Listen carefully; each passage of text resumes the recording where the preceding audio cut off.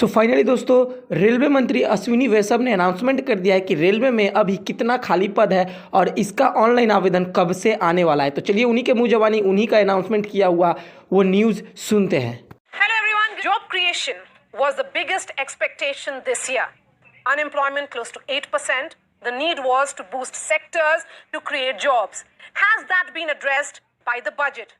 Joining me on the top of the show is Ashwini Vaishnav. Mr. Vaishnav, I appreciate your time. Railways is the biggest job creator. It is the biggest employer for decades. The youth from rural and semi-urban areas look towards railways for jobs. There wasn't much in the budget to ensure job creation in the railways. How do you plan to address this? See, jobs are created when Railways job aspirants. What more can the government do? which is there in this budget. That is what creates jobs, and I'm sure you know it very well. The whole cycle of growth, investment, and employment. Today's announcement by 1 lakh plus creating new employment opportunities. It's report very soon.